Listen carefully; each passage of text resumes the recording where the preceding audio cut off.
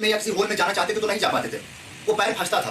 तो बाद में क्या हुआ कि वो लोग पैरों का इस्तेमाल करना बंद कर दिए, उसी वजह से जो पैर था वो गायब हो गया। बट ये बात बिल्कुल गलत साबित हुई, इनका जो नियम था यूज एंड डिस्यूज डालने का वो गलत साबित हुआ, क्योंकि यहाँ पे लिखा है वंशागत नहीं होता ये तो अपने आप होने वाला कोई चेंजमेंट है बॉडी के अंदर। ठीक है, तो फिलहाल यहाँ पे इस क्वेश्चन के हिसाब से जो आंसर भैया लेमार्क ने चूहे के ऊपर तो एक्सपेरिमेंट किया ही किया था, उसके साथ इन्होंने जिराफ के ऊपर भी एक्सपेरिमेंट किया था।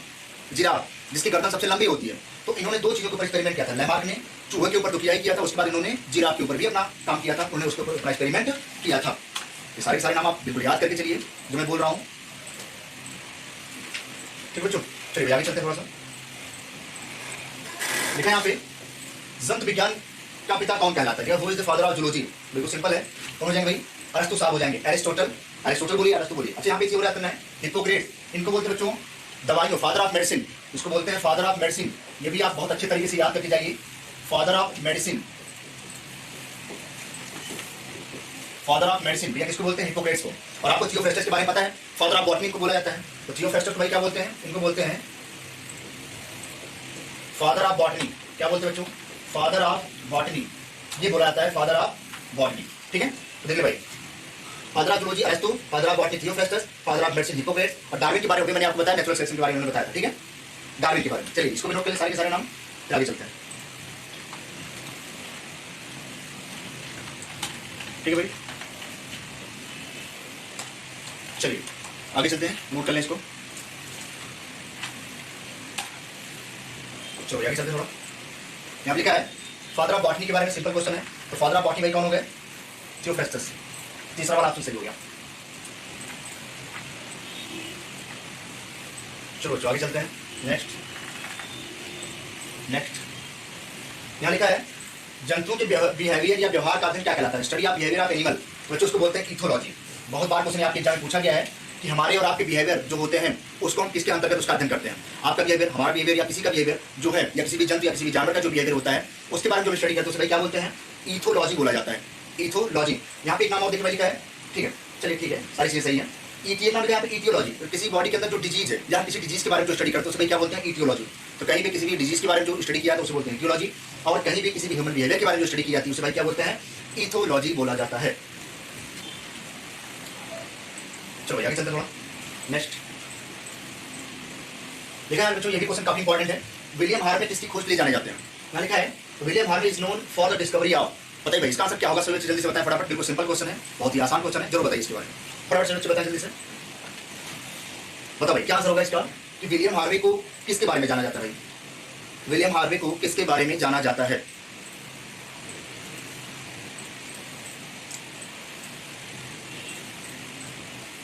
चलिए भाई बड़ा बड़ा आंसर क्या होगा?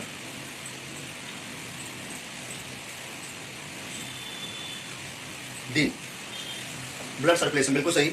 डी बिल्कुल सही है। हरिओम हरिओम, ठीक है। सी बिल्कुल गलत है भाई। सोनू यादव बिल्कुल सही है। संदीप कुमार सी नहीं होगा बेटा, ध्यान से पढ़ो, इसी कहता हूँ क्वेश्चन ध्यान से पढ़ा करिए। Shahrukh Siddiqui, D is right, ठीक है। हरिओम मुकेश, डी। बी नहीं होगा भाई, डी होगा, ठीक है। डी सही है, डी आंसर सही है, ठीक है भाई, डी सही आंसर, डी बिल्कुल सही है। हर्ष शर्मा, शिवम पांडे, डी। प्रीति सिंह, शिवम, ठीक है भाई, डी बिल्कुल सही आंसर। जो बच्चे डी बता रहे हैं बहुत बढ़िया, वेरी गुड। रोहित, ठीक है। आकांक्षा, हर्ष, अमित कुमार मौर्य, नवीन कुमार, ठीक है भाई, सभी बच्चों का सही है, डी आंसर बिल्कुल सही है। ब्लड सर्कुलेशन के बारे में देखो भाई, बहुत सारे बच्चे, मैंने बोला ना कि आप क्वेश्चन को ध्यान से पढ़ा करिए। जिन बच्चों ने ब्लड देखा तुरंत आंसर बताने लगे, ब्लड देखकर आंसर नहीं बताना आपको, पूरा का पूरा ऑप्शन पढ़िए आप विधिवत। यहाँ कोई जल्दीबाजी नहीं चल रही, इसलिए मैं बिल्कुल आराम से करा रहा हूँ, ठीक भाई, ठीक है। रिया गुप्ता बिल्कुल सही, डी आंसर बिल्कुल सही है। हाँ सोनू यादव सब करवा देंगे बेटा, चिंता ना करो, सब करवा देंगे, बिल्कुल परेशान ना हो, ठीक है। चलिए बिल्कुल सही है, बिल्कुल एक ही चीज करवा देंगे, बिल्कुल जितना टॉपिक है सब करा देंगे, ठीक है। चलिए यहाँ पे जो आंसर हो जाएगा फोर्थ वाला हो जाएगा रक्त परिसंचरण तंत्र। इसके बारे में जो बच्चों ने सी आंसर बताया भाई समझ लें, यहाँ ब्लड क्लॉटिंग लिखा है, रक्त स्कंदन, तो रक्त स्कंदन के बारे में उन्होंने नहीं बताया था, उन्होंने ब्लड परिसंचरण या रक्त परिसंचरण के बारे में या ब्लड सर्कुलेशन के बारे में बताया था। इसी मैं कहता हूँ बिल्कुल एक क्वेश्चन को आप, जो भी क्वेश्चन आपको बिल्कुल आ रहा है सिंपल से सिंपल क्वेश्चन, उसको आप जरूर ध्यान से दें, क्योंकि अगर एक सिंपल क्वेश्चन आपके एग्जाम में गलत हो गया तो आप फाइट से बाहर हो जाएंगे तुरंत। आपका जो आसान क्वेश्चन है बिल्कुल सही होना चाहिए 100%, ठीक भाई। चलिए नेक्स्ट चलते हैं बच्चों। देखा बच्चों यहाँ पे फलों की स्टडी के बारे में, फलों के अध्ययन के बारे में क्या बोलते हैं? Study of fruit is known as, बच्चों सारे बच्चे जानते हैं उसे भैया क्या बोलते हैं? पोमोलॉजी। जो फ्रूट होता है, फ्रूट मतलब फल होता है, उसके अध्ययन क्या भाई बोलेंगे? पोमोलॉजी। और एंथोलॉजी भैया किसको बोलेंगे? फ्लावर की स्टडी को बोलेंगे, जो फ्लावर होता है उसकी स्टडी भैया क्या बोलेंगे? पोमोलॉजी। एंथोलॉजी, सॉरी डेंड्रोलॉजी क्या होता है भैया? ट्री, पेड़ पौधों के अध्ययन को भैया क्या बोलेंगे? डेंड्रोलॉजी। पेड़ के अध्ययन को क्या बोलेंगे? डेंड्रोलॉजी। एंथोलॉजी फ्लावर के अध्ययन को। पैलिनोलॉजी बच्चों उसको बोलते हैं परागकण, पॉलन ग्रेन। आपने कभी सुना होगा इसके बारे में, पॉलन ग्रेन। जो भैया जो पॉलन ग्रेन होता है या परागकण, जो परागकण होता है उसके स्टडी के बारे में क्या बोलते हैं? पैलिनोलॉजी। तो यहाँ पे देखिए सारे ऑप्शन मैंने बता दिए। पोमोलॉजी भैया हो गया फ्रूट के बारे में, पैलिनोलॉजी बोलेंगे पॉलन ग्रेन या परागकण के बारे में, डेंड्रोलॉजी हो गया ट्री के बारे में, पेड़ के बारे में, और एंथोलॉजी हो गया फ्लावर या पुष्प के बारे में। तो सारे के सारे आंसर आपके सामने हैं, आप आंसर लगा सकते हैं। आंसर आपका पहला हो जाएगा, फर्स्ट आंसर क्लियर हो जाएगा। ठीक भाई, चलिए फटाफट आप नोट कर लीजिए जल्दी से सारी चीजें।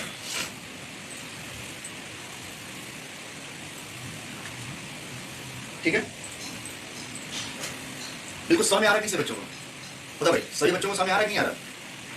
और कल का जो टॉपिक होगा भाई आप समझ लें, कल जो टॉपिक कराया जाएगा वो आपका होगा प्रोटोजोआ पोरीफेरा। 2 चैप्टर आपको करके आना है, पूरा अपने तरीके से पढ़ के आएगा।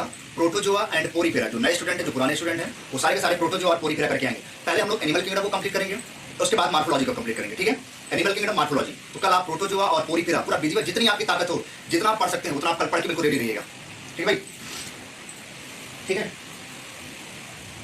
चलो भाई, इतनी बात सबको समझ आ रही, कोई दिक्कत? ठीक है भाई, बताओ इतनी बात से बच्चों को समझ आती नहीं आती है? चलो भाई, हरिओम जी धन्यवाद, मजा आ रहा है तो मजा आना भी चाहिए। बताओ इतनी बात सही बच्चों को समझ आती है? जितना अभी तक मैंने पढ़ाया कोई दिक्कत इसमें? अभी तक जो पढ़ाएगा उसमें कोई समस्या किसी बच्चे को है कि नहीं है? बताओ भाई।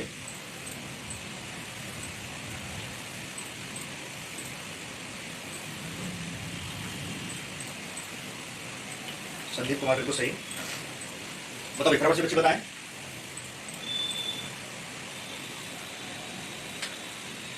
ठीक भाई, हिमांशु चौरसिया, नवीन कुमार, ठीक है, ठीक है, चलो बढ़िया, ठीक है, नमन जैन, ठीक भाई, गोपाल पटेल, ठीक है, बढ़िया। सब भाई बच्चों को समझ आना चाहिए भाई, हमारी यही अमरीश मौर्य, ठीक भाई, ठीक, हमारी यही कोशिश है कि हर बच्चा समझे, हमारी यही कोशिश है कि हर बच्चा समझे भाई। ठीक है, चलो भाई, चलो भाई चलते बच्चों, हमारी यही कोशिश है कि हर बच्चा बिल्कुल मुस्कुराता हुआ समझ में आए। कोई चीजें कठिन लगे ही ना, पढ़ाई जिस दिन कठिन लगने लगेगी उस दिन आप पढ़ नहीं पाओगे। पढ़ाई का मतलब होता है चीजों को बिल्कुल आसान वे में समझिए। पढ़ाई ऐसी चीज है बिल्कुल आप मुस्कुराते हुए, हंसते हुए, रास्ते चलते हुए, क्रिकेट खेलते हुए, खाना खाते हुए जो आपको चीज समझ में आ जाए वही पढ़ाई है। पढ़ाई का मतलब ये नहीं बिल्कुल आप बैठो सर पकड़ के और पढ़ाई ने आपका सर पकड़ लिया, उस दिन आपको समझ आना बंद हो जाएगा। तो हमारा मानना ये बिल्कुल आप पढ़िए हंसते हुए, जो चीज समझ नहीं आती बिल्कुल पूछिए, नो डाउट। ठीक भाई, चलिए यहाँ पे क्वेश्चन लिखा भाई ये वाला, ये क्वेश्चन थोड़ा सा एडवांस टाइप का क्वेश्चन है ये वाला। ये क्वेश्चन कभी बायोलॉजी ग्रुप में ये क्वेश्चन पूछा गया है, यूपी कैडेट बायोलॉजी ग्रुप में जो बायो वाले होते हैं। तो हमें लगा हो सकता है ये क्वेश्चन आपके एग्जाम में आ जाए एग्रीकल्चर में, क्योंकि एग्रीकल्चर वालों का तो मूड नहीं है, कब मूड बदल जाए उनका, कब उनका सिलेबस चेंज हो जाए कुछ पता नहीं है। ठीक है, तो ये क्वेश्चन देखो लिखा भाई हाइब्रिडोमा टेक्नोलॉजी के द्वारा किसको खोजा गया था? लिखा हाइब्रिडोमा जो टेक्नोलॉजी होता है इसको सबसे पहली बार किस वैज्ञानिक ने बताया था? इस क्वेश्चन को आप डायरेक्ट सुबह शाम दोपहर शाम तीनों बार बिल्कुल खुराक की तरह लीजिए याद करिए। इसको बताने वाले थे भाई मिल्स्टीन और कोहलर साहब। किसने बताया भाई? मिल्स्टीन एंड कोहलर ने सबसे पहली बार इसके बारे में बताया था। ठीक है, मिल्स्टीन और कोहलर ने सबसे पहली बार हाइब्रिडोमा टेक्नोलॉजी के बारे में बताया था भाई। जरूर याद करके जाइए बच्चे, कभी भी क्वेश्चन आ सकते हैं आपके एग्जाम में। ठीक है भाई, चलिए याद कर ले भाई। ठीक है भाई,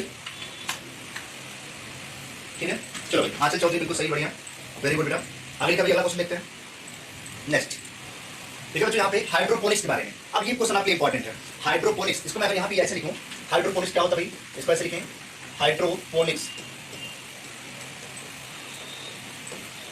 हाइड्रोपोनिक्स तो बच्चों आप यहाँ पे देख लें, जो हाइड्रोपोनिक्स बच्चों इसका मतलब क्या होता है भैया? Soilless cultivation. Soilless cultivation, soilless cultivation मतलब एक ऐसा प्लांट आप उगाइए जहां पर कभी भी मिट्टी की जरूरत पड़े ही ना, उसे बोलते हैं हाइड्रोपोनिक्स। मतलब ऐसा आप मिट्टी लीजिए, ऐसी चीज आप लीजिए जहां पर कभी भी मिट्टी की जरूरत पड़े ना। जैसे आपने कभी अपने घरों में मनी प्लांट लगाया होगा, उस पौधे को केवल आप पानी में डाल देते हैं, पानी में डाल के अपने घर के सामने टांग देते हैं। अभी आपने देखा होगा, पानी उस पौधे को डाल केवल टांग, उसमें मिट्टी वगैरह नहीं डालते, केवल उसमें आप उसमें खाद डाल देते हो या कोई भी न्यूट्रिएंट डाल देते हो। यहाँ पे हो गया भैया जो हाइड्रोपोनिक्स होता है भैया, ये सॉइललेस कल्टीवेशन होता है, बिना मिट्टी के और बिना मिट्टी के विद न्यूट्रिएंट मीडियम।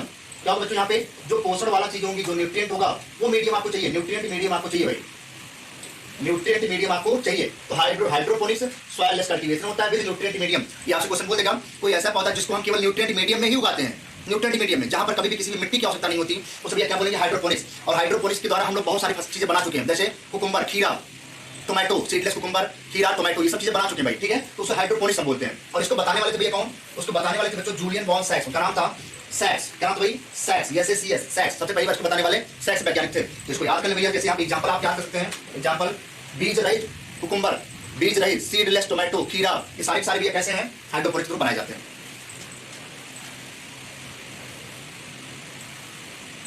ठीक है भाई, बताइए फटाफट चलो।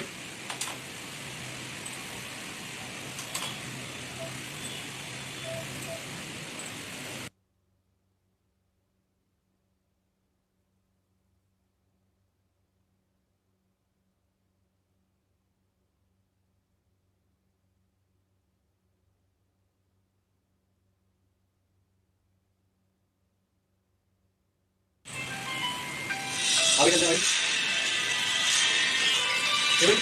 मैंने क्या बच्चों, पादप के अवशेषों के बारे में, यहाँ पर क्वेश्चन लिखा है पादप के अवशेषों के बारे में कौन सी शाखा अध्ययन कराती है। मैंने क्या है the which branch study about the remain of the plant life. तो पादप अवशेषों के बारे में,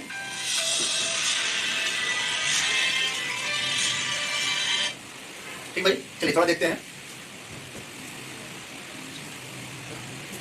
ठीक भाई। हाँ देखो भाई, लिखा है पादप अवशेषों के बारे में, बच्चों से क्या बोलते हैं, पैलियोबॉटनी।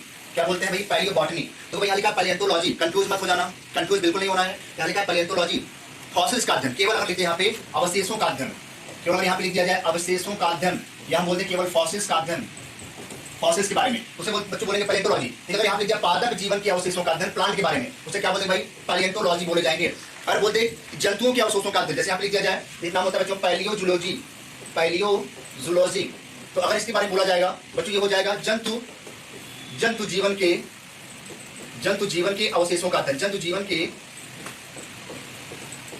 जीवों के अवशेषों का अध्ययन भाई क्या कहलाएगा, ये बच्चों कहलाएगा पैलियोजूलॉजी कहलाता है। और अगर प्लांट के बारे में हम जानेंगे तो पैलियोबॉटनी बोलेंगे, और केवल अगर अवशेषों के बारे में बोला जाएगा, फॉसिल्स के बारे में बोला जाएगा तो पैलियोंटोलॉजी कहलाएगा भाई। ठीक है, ये तीनों की चीजें मैंने क्लियर कर दी है, नोट कर ले बिल्कुल एक एक चीज।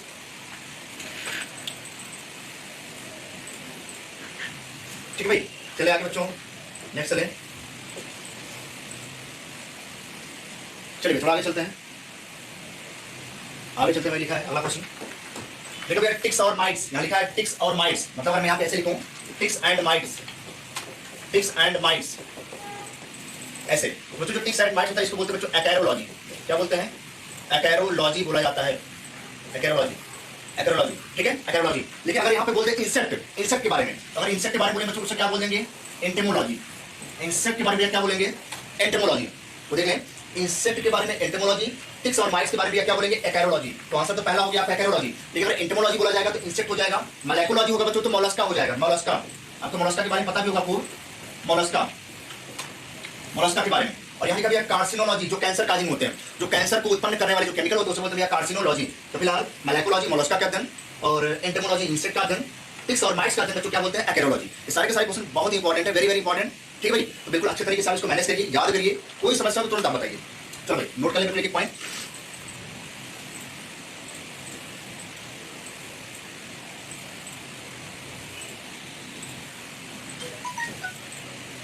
हो गया भाई, इतना हो गया है।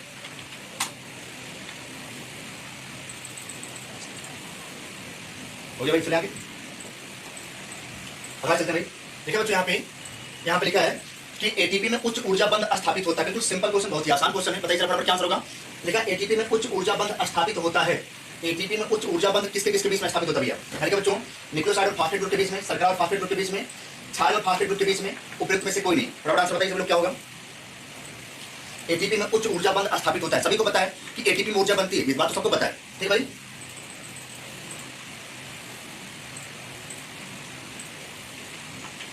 ठीक भाई, बताओ भाई इसका आंसर आप सभी लोग हमें बताएंगे बिल्कुल कमेंट करके। इसका आंसर मैं आपको नहीं बताऊंगा, ठीक है भाई, फटाफट, क्योंकि बिल्कुल सिंपल क्वेश्चन, इससे आसान क्वेश्चन कोई हो नहीं सकता है। इसका आंसर आप बताएंगे, इसका आंसर मैं आपको कल बताएंगे, ठीक है, सभी लोग बताएंगे इसका आंसर खोज करके, जहां से भी आपको मिलेगा जरूर बताइएगा। चलो भाई आगे चलते हैं नेक्स्ट। अगला देखा बच्चों यहाँ पे अपचयी क्रिया, एनाबोलिक क्या भैया, जो एनाबोलिक होता है बच्चों उसे क्या बोलेंगे, एंडरगोनिक। क्या बोलेंगे भैया, एंडरगोनिक रिएक्शन बोली जाती है। तो उपचयी क्रिया जो होती है भैया उसे क्या बोलेंगे, एंडरगोनिक। और जो अपचयी क्रिया होगी, जो कैटाबोलिक होगी, उसे क्या बोलेंगे भैया, एक्सर्गोनिक। तो जो कैटाबोलिक होगी उसे बोलेंगे एक्सर्गोनिक, और जो एनाबोलिक होगी उसे बोलेंगे एंडरगोनिक। पहला ऑप्शन आपका सही हो जाएगा। चलो भाई थोड़ा आगे चलते हैं नेक्स्ट। देखो जो यहाँ पे एटीपी में प्रथम फास्फेट समूह और एडिनोसिन के बीच संबंध होता है। यहाँ पे लिखा भाई, तो बच्चों आपको पता है यहाँ पे कौन सा बंद हो जाएगा, फास्फोडाइस्टर बॉन्ड हो जाएगा, फास्फोएस्टर बॉन्ड हो जाएगा। पहला वाला आंसर सही हो जाएगा, ठीक भाई, तो पहला वाला आंसर का सही हो जाएगा। इसके पहले जो हमने आपको क्वेश्चन पूछा है बताने के लिए, इसी से रिलेटेड क्वेश्चन है, एक आंसर मैं आपको बता दिया हूँ, उस क्वेश्चन का आंसर आप जरूर बताएंगे, ठीक है भाई। पहला आंसर यहाँ पे हो गया। चलो आगे चलते थोड़ा। देखा बच्चों यहाँ पे देखा मिमिक्री क्या होती है, मिमिक्री का कारण क्या होता है बच्चों, आपको पता है मिमिक्री क्या होती है, लोग मिमिक्री करते क्यों है, आपको पता है। हमेशा मिमिक्री काम बच्चों क्या होता है, प्रोटेक्शन करने का। क्या काम होता है बच्चों, प्रोटेक्शन करने का। क्या होता है बच्चों, प्रोटेक्शन करने का, हमेशा यह बचाने का काम करता है। आपको पता है जब भी किसी चूहे को नहीं, जब भी कभी किसी मेढक को कोई सांप खदेड़ता है या कोई भी खाने वाला जानवर से खदेड़ता है, तो आपको पता है तुरंत जो फ्रॉग होता है, मेढक होता है, अपनी बॉडी का कलर चेंज कर लेता है जहां पे जाता है जैसा। तो क्या क्यों करता है, क्योंकि अपने आप को बचाने के लिए। तो बचाने के लिए क्या करेगा, वो प्रोटेक्शन करेगा, प्रोटेक्शन करेगा। यहाँ पे आंसर क्या होगा भैया, तीसरा। बहुत सारे बच्चे बोलेंगे अटैक, तो फ्रॉग किसी को अटैक करने के लिए नहीं करता है, आइसोलेशन के लिए नहीं करता है, हमेशा ये प्रोटेक्शन के लिए करेगा। ऐसे क्वेश्चन जब आपके एग्जाम में आएंगे तो आप कंफ्यूज हो जाएंगे। हमेशा वही आंसर लगाइए जो बिल्कुल 100% ऑथेंटिक हो। तो प्रोटेक्शन एरिया इसका मेन काम होता है मिमिक्री करने का, ठीक है। इसका आंसर भाई क्या हो जाएगा, तीसरा वाला आंसर हो जाएगा, मिमिक्री प्रोटेक्शन के लिए, सुरक्षा के लिए किया जाता है भाई। चलो आगे चलते हैं। यानी क्या बच्चों, ग्लाइकोजन की संरचना किसकी समतुल्य होती है, जो ग्लाइकोजन की संरचना वो किसके समतुल्य होती है, किसके बराबर होती है, तो बता दो भाई। ग्लाइकोजन स्ट्रक्चरली सिमिलर टू, बच्चों ग्लाइकोजन हमेशा सेलुलोज की संरचना के बिल्कुल क्या होता है भैया, इक्विवेलेंट होता है। सेलुलोज की संरचना के बिल्कुल इक्विवेलेंट पाया जाता है, बिल्कुल उसकी संरचना बिल्कुल सेलुलोज की संरचना की जैसी होती है, क्योंकि इसका भी जो स्ट्रक्चर होता है बहुत बड़ा स्ट्रक्चर होता है, इसको आप अपने कॉपी में नहीं बना सकते, बहुत बड़ा होता है। सेलुलोज का भी स्ट्रक्चर वैसा ही है, वो भी वैसा होता है। तो इसका आंसर भैया क्या हो जाएगा, डी वाला हो जाएगा, चौथा। ये सारी चीजें आपको पीडीएफ में मिल जाती है, परेशान होने की जरूरत नहीं, पीडीएफ आपको मिल जाएगा, ठीक है। चलिए आगे चलते हैं। नेक्स्ट बच्चों, आईसीबीएन का पूरा नाम क्या है, आईसीबीएन बता भाई, इसका नाम क्या होगा आईसीबीएन का, international code of botanical nomenclature. यहाँ पे आंसर हो जाएगा बच्चों बी वाला, international code of botanical nomenclature. तो भाई यहाँ लिखा इंडियन, तो इंडियन नहीं होगा बच्चों, यहाँ लिखा इंटरनेशनल काउंसिल, काउंसिल नहीं होगा, हमेशा इंटरनेशनल कोड होगा, international code of botanical nomenclature. इसी तरह से एक नाम और होता है भैया आईसीजेडियन, एक नाम होता है आईसीजेडियन, इसका नाम होता है बच्चों इंटरनेशनल, आईसीजेडियन का international, international for international code, यहाँ हो जाएगा international code for zoological nomenclature, ये जूलॉजी के लिए हो जाएगा, जूलॉजिकल नॉमेनक्लेचर, ठीक भाई, ये नाम हो जाएगा, ये जूलॉजी के लिए हो जाएगा, जूलॉजी के लिए, और ये हो जाएगा भाई बॉटनी के लिए। ये दोनों क्वेश्चन पूछा गया है, आईसीजेडियन आईसीबीएन का पूरा नाम बताइए, दोनों नाम याद कर लें, international code for zoological nomenclature.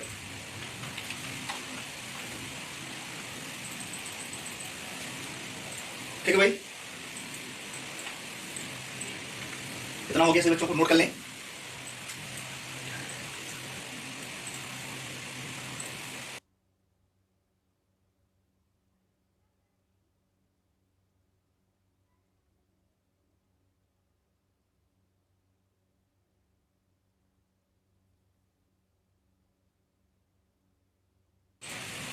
और कुछ देखिए बच्चों क्या है, देखिए बच्चों यहाँ पे टैक्सोनॉमी का पितामह किसे माना जाता है, यहाँ पे देख लें कि जो टैक्सोनॉमी होता है उसके फादर ऑफ टैक्सोनॉमी कौन है, तो लिनियस, आपको पता है फादर ऑफ टैक्सोनॉमी कौन होते हैं, कैरोलस लिनियस।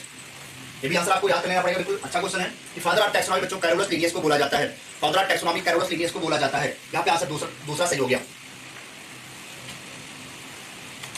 ठीक भाई। चलो आगे चलते बच्चों,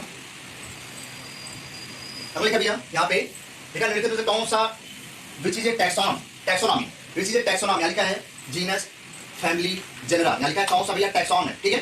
तो टैक्सॉन भैया कौन हो जाएगा, यहाँ पे जेनरा नहीं होगा, फैमिली नहीं होगा, कौन हो जाएगा भैया, जीनस, कौन हो जाएगा भैया, जीनस आंसर हो जाएगा, तीसरा वाला आंसर हो जाएगा, ठीक है। तो टैक्सॉन कौन सा होता है भैया, जीनस होता है। फिलहाल ऐसे क्वेश्चन आपसे पूछे तो नहीं जाएंगे, क्योंकि मैंने डाल दिया आपके बुक में, ठीक है। तो कभी कभी ऐसे क्वेश्चन मान लो रख देंगे तो कोई बात नहीं है, नहीं रखें तो तभी अच्छी बात है, लेकिन आप इसको याद करें कि जो टैक्सॉन होता है वो क्या बताता है, कोई टैक्सोनॉमी बताता है, और हमेशा वो क्या से चलेगा भैया, किसी जीनस से चलेगा, जीनस से इसका स्टार्टिंग होती है, ठीक भाई।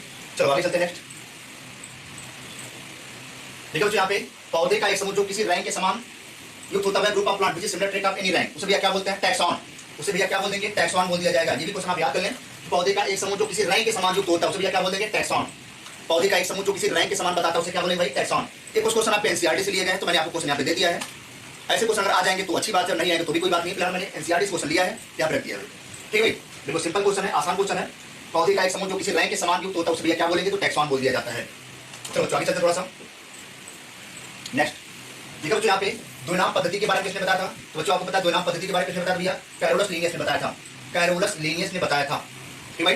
द्विनाम पद्धति के बारे में किसने बताया, कैरोलस लीनियस ने। बच्चों यहाँ पे मैं थोड़ा सा आपको 5 किंगडम सिस्टम के बारे में बता देना चाह रहा हूँ, जो आरएस विटेकर ने दिया था। 5 किंगडम क्लासिफिकेशन किसने दिया था भैया, आरएस विटेकर ने। तो थोड़ा सा मैं 5 किंगडम के बारे में आपको बता देना चाह रहा हूँ, ठीक है भाई। उसको आप नोट कर लें अच्छे तरीके से, इस क्वेश्चन के हिसाब से आंसर तो आपका तीसरा हो गया, ठीक है। इसको नोट कर लें, आगे चलते हैं, बता दूँ, नोट कर लें इसको।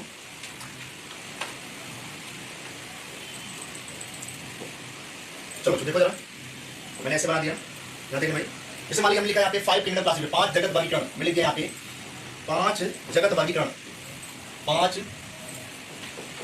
जगत वर्गीकरण।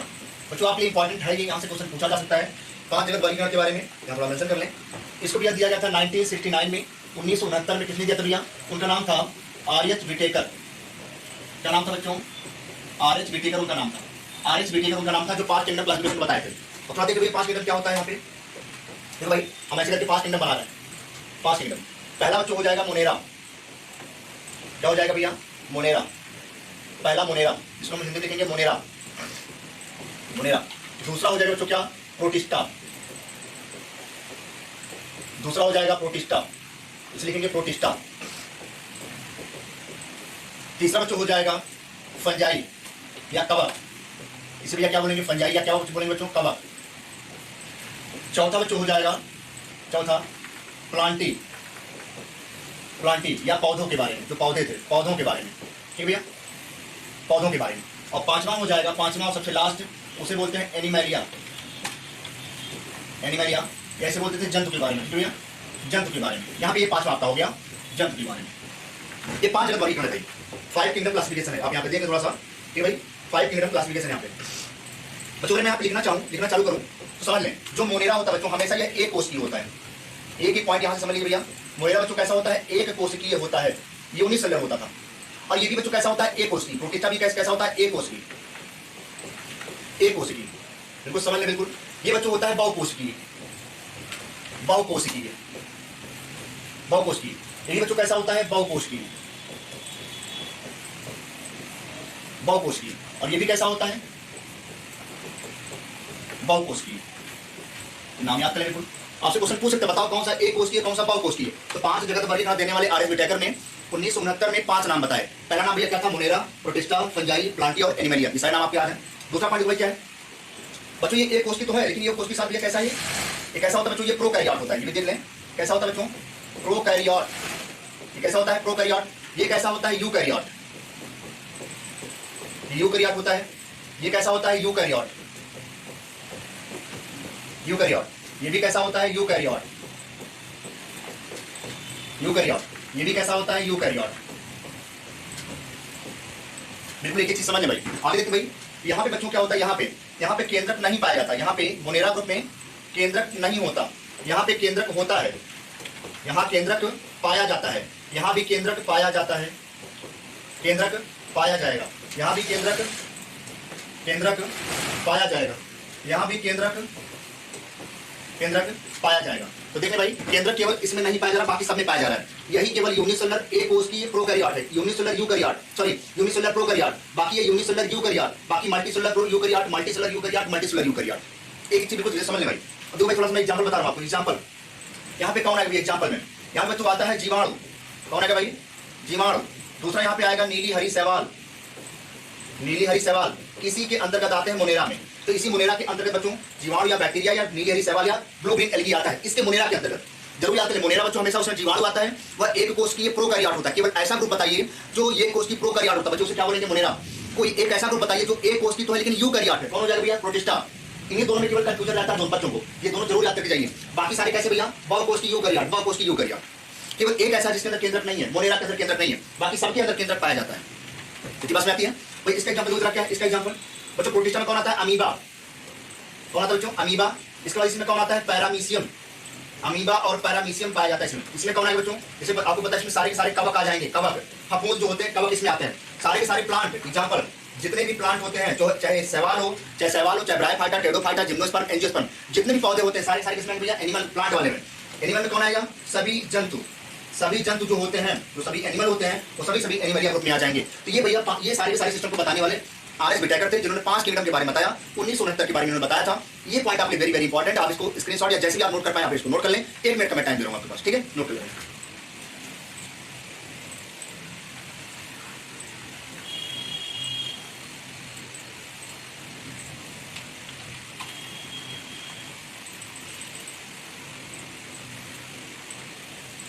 जल्दी से नोट करें भाई।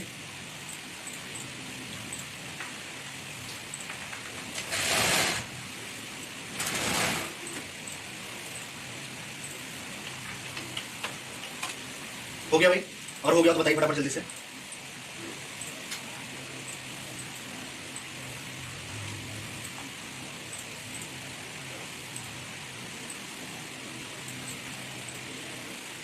हो गया भाई, चले आगे। हो गया। ये भाई प्रोटिस्टा लिखा है, प्रोटिस्टा।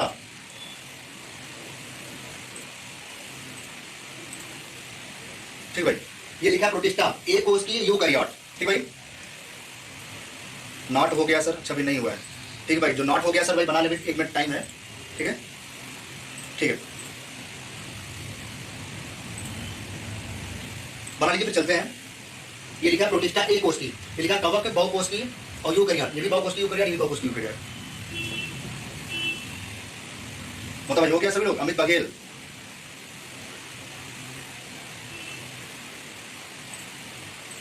चलो भाई ठीक है, हटा रहे भाई इसको हटा रहे भाई, ठीक है। चलिए अब आ जाते हैं मेन पॉइंट पे। देखो भाई इसी के बारे में मैंने आपको बताया पूरा, इसी के बारे में पूरा डिटेल्स आपको बताया, इसी आरबी टैगर के बारे में, ठीक है। ये पूरा का पूरा ये सारा का सारा क्वेश्चन हो गया भाई, मतलब इससे जो क्वेश्चन बनेगा वो मैंने आपको बता दिया पूरा, ठीक है। चलिए यहाँ पे मैंने इसका आंसर जो बताया था, आंसर इसका क्या हो जाएगा, तीसरा वाला आंसर सही हो जाएगा, ठीक बच्चों। चलिए नेक्स्ट देख लेते हैं भाई। ये भी क्वेश्चन काफी अच्छा है। लिखा बच्चों कैरोलस लीनियस ने दो नाम लिखा है, लीनियस की दो नामकरण पद्धति का अर्थ क्या है? प्रत्येक जीव का नाम होता है। ये भी क्वेश्चन बहुत ही बढ़िया, वेरी वेरी इंपॉर्टेंट। आंसर तो मैं आपको पहले बाद में बताता हूँ, पहले आप इसको समझ ले भाई, ठीक है। पहले आप समझिए इसको। इसमें मैंने लिखा है यहाँ पे कैरोलस लीनियस के बारे में, थोड़ा समझ बच्चों। हमने लिखा कैरोलस लीनियस, कैरोलस लीनियस यहाँ पे मैंने लिखा, ठीक है। इन्होंने क्या बताया, दो नाम पद्धति के बारे में उन्होंने बताया है, दो नाम पद्धति के बारे में। जैसे बच्चों मैं यहाँ पे एग्जाम्पल नाम ले रहा हूँ, एग्जाम्पल जैसे बच्चों मैं पहला एग्जाम्पल ले रहा हूँ, मैंगीफेरा इंडिका, नाम है मैंगीफेरा इंडिका, ऐसे समझ, मैंगीफेरा इंडिका, बहुत ध्यान से समझेंगे भाई, ध्यान से। मैंने बोला इन्होंने ये बताया था किसी भी जीव के दो नाम हो सकते हैं। कितने नाम भैया? दो नाम। जो दो नाम होगा बच्चों, उससे पहला नाम क्या होगा और दूसरा नाम क्या होगा। इन्होंने बताया कि किसी भी जीव के दो नाम हो सकते हैं, पहला नाम और दूसरा नाम। जो पहला नाम होगा बच्चों उसे बोलेंगे, लिखेंगे जीनस, क्या बताया भैया, जीनस। और दूसरा जो नाम होगा बच्चों वो क्या बताएगा, स्पीसीज। बात समझ लें, जो दो नाम पद्धति थी वो ये बताती कि जो पहला नाम होगा वो बताएगा जीनस को, और जो दूसरा नाम होगा वो क्या बताएगा, स्पीसीज या जाति को, जाति को बताएगा, स्पीसीज या जात। जीनस किसको बताएगा भैया, वंश को, क्या बताएगा, वंश को। ये देखो जरा क्या लिखा है। और इसी जो बताया उन्होंने कि जो जीनस होगा, जो जीनस होगा, जीनस का पहला जो लेटर होगा वो बड़े लेटर में होगा। जो पहला लेटर होगा ये बड़े लेटर में लिखा जाएगा हमेशा। जो जीनस का जो पहला लेटर होगा वो हमेशा बड़े लेटर में लिखा जाएगा, और जो स्पीसीज होगा उसका जो पहला लेटर होगा वो छोटे लेटर में लिखा जाएगा। मतलब इसका पहला लेटर देखो आप बड़े में लिखा है, इसका दूसरा, इसका जो लेटर लिखा है छोटे में लिखा है, ये समझ ले भाई। तो पहला लेटर बड़े में, दूसरा लेटर छोटे में, ठीक है। अब देखो भैया इसको हम लोग क्या बोलेंगे बच्चों, इसे बोलेंगे जीनस, क्या बोलेंगे, जीनस। और इसे भैया क्या बोलेंगे, स्पीसीज, स्पीसीज, समझ लें। तो मैंगीफेरा क्या हो गया भैया, जीनस, और इंडिका क्या हो गया, स्पीसीज। ये नाम समझ लें, Mangifera genus, indica species. Mangifera में पहला वर्ड कैपिटल का है, बाकी सारे के सारे छोटे, लेकिन जो स्पीसीज होगा, स्पीसीज का पहला वर्ड क्या होगा भैया, स्मॉल, मतलब छोटे में होगा। और जो जीनस होगा उसका पहला वर्ड क्या होगा भैया, कैपिटल, समझ लें। जीनस का पहला वर्ड कैपिटल, स्पीसीज का पहला वर्ड स्मॉल। यही बताया गया था कैरोलस लीनियस के द्वारा दो नाम पद्धति में। मतलब दो नाम होंगे, पहला नाम होगा जीनस का, दूसरा नाम होगा स्पीसीज का। उम्मीद है समझ आ गया होगा, ठीक है। और इसी स्पीसीज को एक नाम और बोलते हैं, इसको बोलते हैं स्पेसिफिक एपिथेट, इसको बोलेंगे स्पेसिफिक एपिथेट। अभी आगे आएगा, उसमें लिखा है क्वेश्चन में, एपिथेट, ये नाम बुलाता है कभी कभी किसी स्पीसीज को, ठीक है भाई। तो इसको आप पहले नोट कर लें, फिर आगे चलते हैं, मैं बता रहा हूं क्वेश्चन पे, ठीक भाई। तो कैरोलस लीनियस हो गया, दो नाम हो गए, पहला नाम जीनस में होगा, दूसरा नाम स्पीसीज होगा। पहला जो नाम होगा मैंगीफेरा उसे बोलेंगे जीनस, जो इंडिका होगा उसे बोलेंगे स्पीसीज। जो मैंगीफेरा इंडिका हो गया, मैंगीफेरा जो जीनस उसका पहला वर्ड कैपिटल होगा, जो स्पीसीज होगा उसका पहला लेटर स्मॉल होगा। ऐसे क्वेश्चन आपके एग्जाम में पूछे गए हैं, वो आपसे पूछेगा बताओ इसमें से कौन सा सही है, कौन सा सही है। ऐसे लेटर आपके एग्जाम में पूछ लिख दिए जाते हैं, पूछा जाएगा आपसे, ठीक भाई। चलिए आगे थोड़ा सा,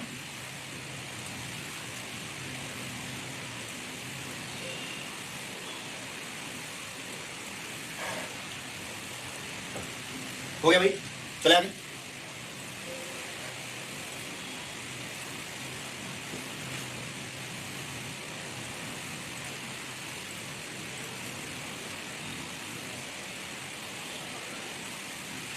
चलिए भाई इसको हटा रहे थोड़ा सा, ठीक है। अब क्वेश्चन पे आते हैं, क्या लिखा है, लिखा है यहाँ पे दो वैज्ञानिकों द्वारा दिया गया एक नाम, बिल्कुल गलत है।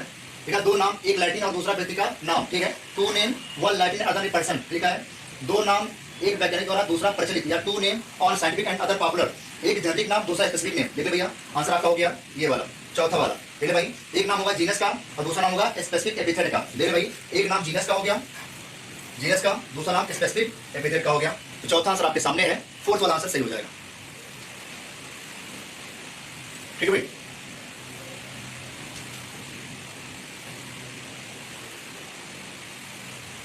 चलिए आगे, उम्मीद है समझ आ गया होगा क्वेश्चन जो मैंने बताया है, समझ आ गया ना भाई ये वाला क्वेश्चन, ठीक है। अगर आ गया तो ठीक है, जैसे बताइए, फिर आगे चलते हैं अगले क्वेश्चन की तरफ। देखा बच्चों यहाँ पे लीनियस का पादप वर्गीकरण क्या बताता है, यहाँ लिखा है जो कैरोलस लीनियस थे उन्होंने, उनका जो पादप वर्गीकरण था वो कैसा था भैया, आर्टिफिशियल, नेचुरल, जात वृत्तीय, या इनमें से कोई नहीं। बच्चों इनका जो था वो केवल कैसा था बच्चों, आर्टिफिशियल था, आर्टिफिशियल था, ठीक है भाई। आर्टिफिशियल वाला इनका जो वर्गीकरण था वो आर्टिफिशियल तरीके से बताया गया था, इसको नोट कर लें। ठीक भाई, चलो आगे चलते हैं अगला क्वेश्चन। नेक्स्ट यहाँ लिखा बच्चों प्राकृतिक किस बताया था, प्राकृतिक वाला बहुत ही बढ़िया क्वेश्चन है। अभी तक इसका जो पहले वाला था उसमें तो आर्टिफिशियल बताया था कैरोलस लीनियस ने, लेकिन आप नेचुरल किसने बताया था बच्चों? तो नेचुरल बताने वाले बच्चों थे बेंथम एंड हुकर साहब। जरूर याद करके जाइए बच्चों, ये दोनों क्वेश्चन कई बार आपके एग्जाम में पूछे गए हैं, फिर पूछे जाएंगे, लगातार पूछे जाएंगे। तो प्राकृतिक वर्गीकरण बताने वाले थे बेंथम और हुकर साहब, और आर्टिफिशियल बताने वाले थे भैया या कृत्रिम बताने वाले कौन थे भैया? Carolus Linnaeus. जरूर याद कर लें, इसको नेचुरल वाले बताने थे बेंथम और हुकर ने बताया था, आर्टिफिशियल कैरोलस लीनियस ने बताया था। इसको नोट कर लें।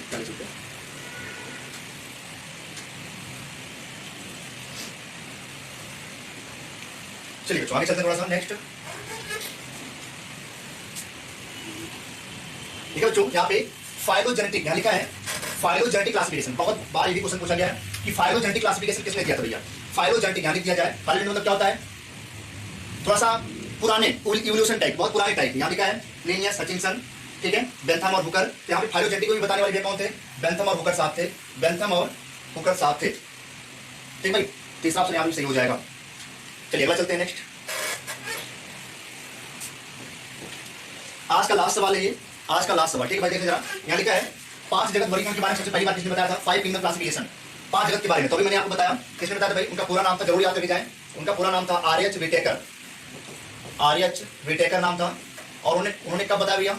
1969 में, 1969 में इन्होंने बताया था। तो यहाँ पे आंसर हो जाएगा भैया, सेकंड वाला आंसर हो जाएगा, सेकंड वाला। आर्यच विटेकर ने बताया था 1969 की डेट आपको याद करके जाना, 1969। ठीक है,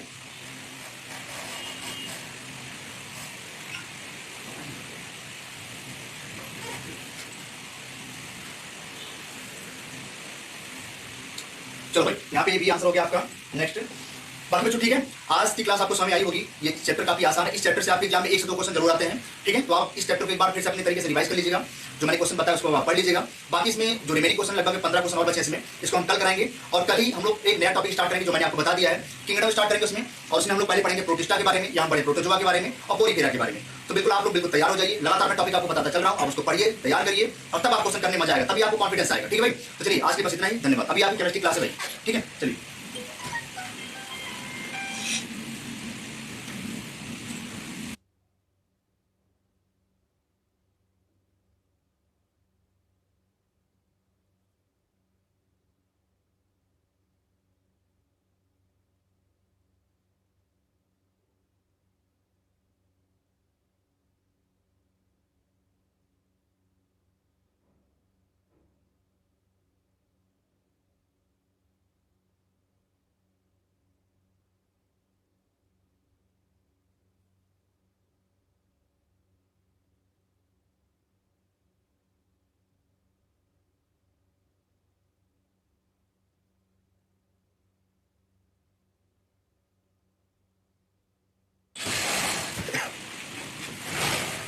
good evening to all of you, प्यारे बच्चों, स्वागत है आप सभी का।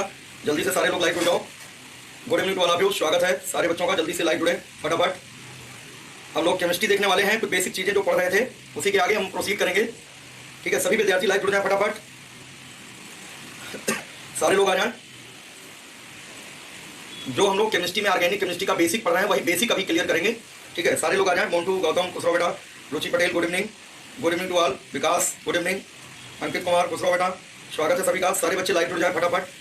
अजय कुशवाहा, नमस्ते बेटा। व्योम त्रिपाठी, खुश रहो। अजय कुशवाहा, नमस्ते। चलो ठीक है, आ जाओ सभी लोग। तो हम लोग जो है कल देख रहे थे 1 degree carbon, 2 degree carbon, 3 degree carbon and 4 degree carbon. ठीक है, हमने ये बताया था जो कार्बन एक कार्बन से जुड़ा होगा वो 1 डिग्री कार्बन होता है। इसे अल्फा कार्बन भी कभी कभी कह देते हैं। जो कार्बन जो है 2 डिग्री कार्बन का मतलब है जो कार्बन 2 कार्बन से जुड़ा होता है उसे 2 डिग्री कार्बन कहते हैं। जो कार्बन 3 कार्बन से अटैच होता है उसको 3 डिग्री कार्बन कहते हैं। जो कार्बन 4 कार्बन से जुड़ा होता है उसको 4 डिग्री कार्बन कहते हैं। तो कार्बन में हमने 1 डिग्री, 2 डिग्री, 3 डिग्री, 4 डिग्री भी बताया, लेकिन हाइड्रोजन में हमने कहा था सिर्फ 1 डिग्री, 2 डिग्री, 3 डिग्री होता, 4 डिग्री हाइड्रोजन होता ही नहीं। क्योंकि जब चारों बैलेंस ही कार्बन से सेटिस्फाई हो जाएगी कार्बन की, तो उस कार्बन के पास कोई हाइड्रोजन नहीं रह जाएगा।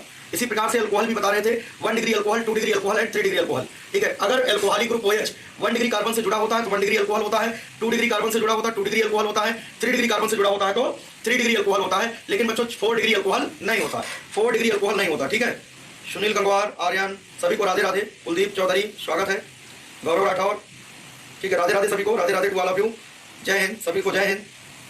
ठीक है, तो ये सारी चीजें हम लोगों ने देखा था। अब थोड़ा सा ये समझना है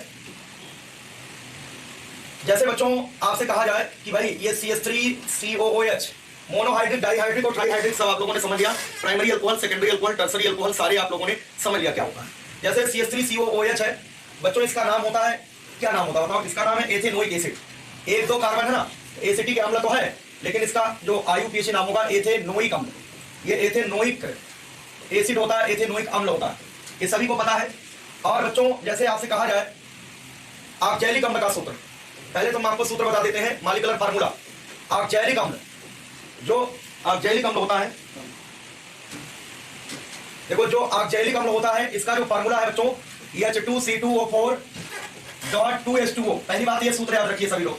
अगर हम जैसे नाम लें ऑक्जैलिक अम्ल, तो ऑक्जैलिक अम्ल का आपको सूत्र पता होना चाहिए। क्या सूत्र होता है? H2C2O4.2H2, दो अणु पानी होता है, H2C2O4.2H2O होता है, ठीक है। ये है ऑक्जैलिक अम्ल। अगर बच्चों आपसे ये कहा जाता एनहाइड्रस, अगर हम आपसे कहें एनहाइड्रस ऑक्जैलिक अम्ल, ऑक्जैलिक अम्ल तो बहुत ठीक है, लेकिन अगर एनहाइड्रस पूछ लिया जाए तो एनहाइड्रस ऑक्जैलिक अम्ल का मतलब पानी हटा दो, एनहाइड्रस का मतलब वाटर का रिमूवल कर दो, यहां से पानी के अणु को हटा दो तो सिर्फ क्या बचेगा? H2C2O4।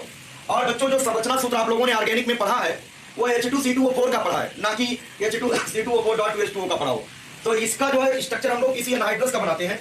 एनहाइड्रस ऑक्जैलिक अम्ल का जो संरचना सूत्र होता है ये होता है COOH, सिंगल बॉन्ड COOH।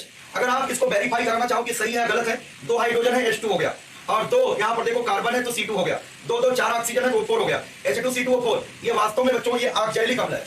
ये कौन सा अम्ल है? ये एनहाइड्रस वाला है, ऑक्जैलिक अम्ल। ये ऑक्जैलिक अम्ल है, ध्यान दे, सबको रखना है सारी चीजों को। COOH, सिंगल बॉन्ड COOH या COOH का होल ट्वाइस, COOH का whole twice is oxalic acid, ठीक है, ऑक्जैलिक अम्ल होता है। अब अगर हम लोग इसका IUPAC नाम लिखना चाहें, ऑक्जैलिक एसिड का IUPAC नाम, IUPAC nomenclature of oxalic acid क्या होगा?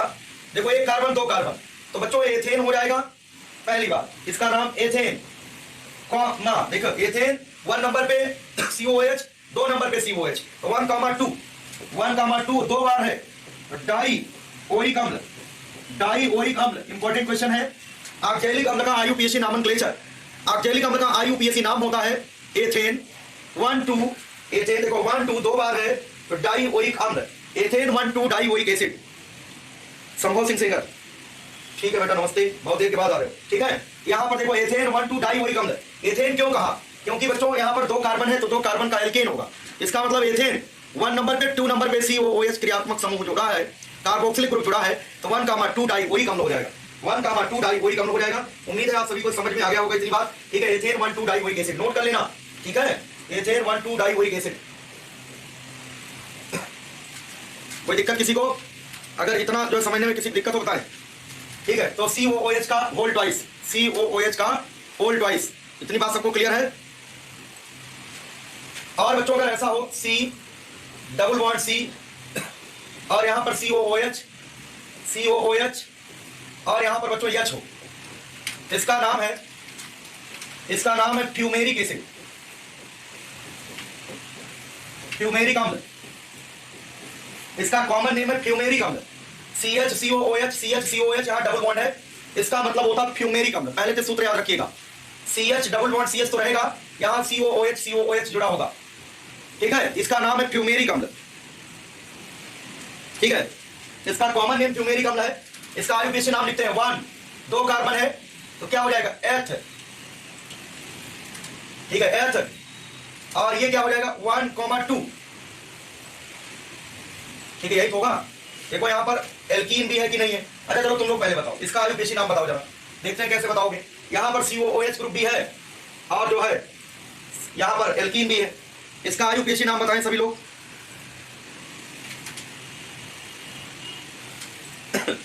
जल्दी बताएं, इसका IUPAC नाम क्या होगा?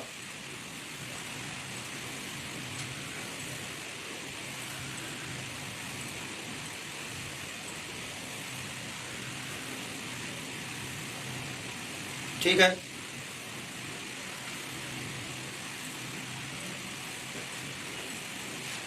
जल्दी बताएं, इसका IUPAC नाम क्या होगा? फ्यूमेरिक अम्ल का।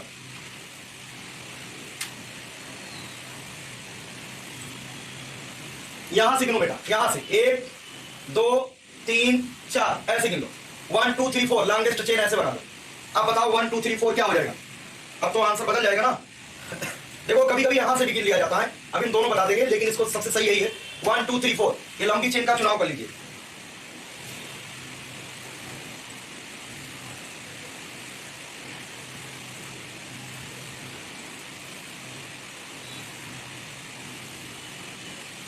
चलो हम बताते हैं, यहां पर सबसे पहला पॉइंट है ब्यूट होगा। ब्यूट होगा 2 नंबर पे डबल बॉन्ड होगा, ब्यूट 2 इन हो जाएगा, ब्यूट 2 इन हो जाएगा। और 1 पे और 4 पर 1,4 डाई ओरिक अम्ल, डाई ओरिक अम्ल, डाई ओरिक अम्ल ऐसे। ब्यूट 1 2 3 4, ये देखो ब्यूट हो जाएगा 4 कार्बन का। 2 नंबर पे डबल बॉन्ड ब्यूट 2 इन, और 1 पे और 4 पे 1 4 डाई ओरिक अम्ल। ये तो ज्यादा सही है, मोर करें। कभी कभी बच्चों ऐसे जो है, ये जो है ऐसा मिल जाता है, कभी कभी इसको नहीं गिनते हैं, ये ग्रुप छोड़ देते हैं, यहां से गिन लेते हैं 1 2, कभी कभी यहां से ऑप्शन में लिखा रहता है, तो ये ज्यादा सही ऊपर वाला। अगर COOH को लटका हुआ ग्रुप मानेंगे, इसको काउंट करेंगे 1, तो यहां पर देखो क्या होगा, 2 कार्बन का होगा एथीन, 1 नंबर पे है ना, एथ 1 इन, 1 लिखो चाहे ना लिखो, एथीन भी लिख सकते हैं, एथ 1 इन लिखो या एथीन लिखो, बात एक ही चीज है, ठीक है। एथीन, एथ 1 इन या एथीन। और यहां पर देखो 1 नंबर पे और 2 नंबर पे 1,2। अब बच्चों जब COOH ग्रुप के जो कार्बोक्सिलिक ग्रुप है, अगर उसके कार्बन को नंबरिंग में शामिल ना करो तो डाई ओइक एसिड, मतलब आगे ओइक एसिड नहीं लगाया जाता, तब आगे ओइक एसिड नहीं लगाते। ये ध्यान दे, हमारी बात को ध्यान से सुन लो पहले। हम ये कह रहे हैं कि अगर आप इस कार्बन को अंकन में शामिल किया है तो आपने ओइक एसिड लगाया है, लेकिन जब COOH के कार्बन को गिनती में शामिल नहीं करेंगे तो हम लोग जैसे यहां पर केवल इतने 2 कार्बन की चेन माना, इसको लटके हुए ग्रुप की भांति हम लोग मानेंगे। एथीन तो रहेगा, एथीन 1 नंबर पे है कार्बोक्सिलिक ग्रुप, 2 नंबर पे तो 1,2 डाई ओइक नहीं लिखते, पूरा लिखते हैं डाई कार्बोक्सिलिक अम्ल, डाई कार्बोक्सिलिक अम्ल। कभी कभी ऑप्शन में ऐसा लिखा रहता है 1,2 डाई कार्बोक्सिलिक अम्ल, तब ये हो जाता है। लेकिन दोनों उत्तर में से सबसे सही उत्तर यही है, दोनों लिख लो, हो सकता है विकल्प में ये ना दिया हो, ये ऑप्शन दिया गया हो। हमारी बात को ध्यान से सुनना, जब अंकन करते समय COOH ग्रुप का कार्बन ना गिना जाए तो ओइक नहीं लिखते हैं लास्ट में, तब कार्बोक्सिलिक एसिड सीधे सीधे लिखा जाता है, तब ओइक अम्ल नहीं जोड़ते हैं, तब कार्बोक्सिलिक अम्ल लिखते हैं। जब क्रियात्मक समूह के कार्बन को अंकन में शामिल करेंगे तब तो ओइक एसिड रहेगा, लेकिन नहीं शामिल करेंगे तो कार्बोक्सिलिक एसिड रहेगा, कार्बोक्सिलिक अम्ल। बोलो इतनी बात समझ में आ गई? एक बार क्लियर करके बताओ, इतनी बात अगर समझ में आ गया है तो बताओ। अगर इतनी बात समझने में किसी को कोई दिक्कत आई हो बता दें।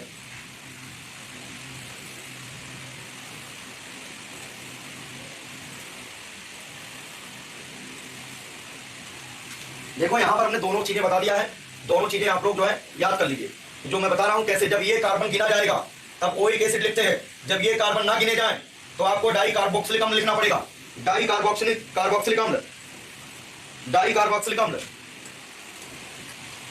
ठीक है, क्लियर है इतना? नवीन कुमार यादव एक बार फिर से बता दे रहे हैं।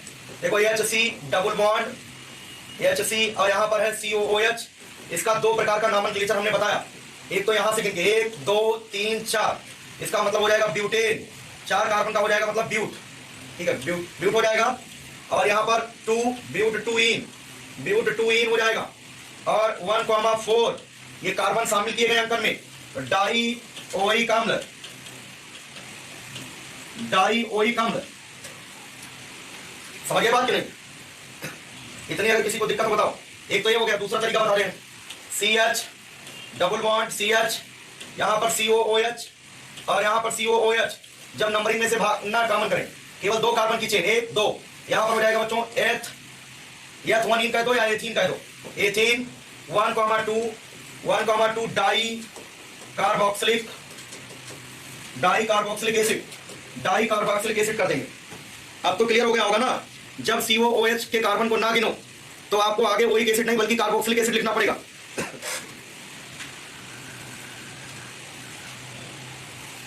ठीक है, अब देखो एक चीज और समझना आप लोगों को, जैसे हमने कहा है NH3 का मतलब होता है बच्चों अमीन, सॉरी अमोनिया है, इसी से अमीन हम लोग देखेंगे। ये तो है अमोनिया, इसी से हम लोग अमीन पढ़ने वाले हैं। दिस इज अमोनिया NH3 में क्या होता है देखो इस तरीके से इसमें 3 हाइड्रोजन जुड़े होते हैं। कितने हाइड्रोजन जुड़े होते हैं? 3। ये NH3 है। नाइट्रोजन की संयोजकता 3 होती है, इसलिए यहाँ पर देखो बैलेंस ही कंप्लीट है, 1 2 3। हाइड्रोजन की एक भी कंप्लीट है। आप सभी जानते हो एल्केन से एक हाइड्रोजन हटाने के बाद एल्किल ग्रुप मिलता है। तो पहला पॉइंट यह है, यदि अमोनिया से एक हाइड्रोजन रिमूव कर दिया जाए और एक एल्किल ग्रुप जोड़ दिया जाए, ध्यान दें सारे लोग, सभी विद्यार्थी ध्यान दें, ठीक है, ध्यान दो सभी लोग। यहां पर एक हाइड्रोजन को रिमूव करो, यहां से एक हाइड्रोजन को, एक एल्किल ग्रुप यहां पर जोड़ दो, R यानी H2 क्या बन जाएगा? देखो R, यहां पर देखो R यानी और 2 H है, RNH2 जो अमीन होते हैं वो अमोनिया डेरिवेटिव होते हैं। अमोनिया के व्युत्पन्न को अमीन कहते हैं। ध्यान दो, अमोनिया के व्युत्पन्न को, ये बेसिक चीजें हैं, सब जानना जरूरी है। अमोनिया के व्युत्पन्न को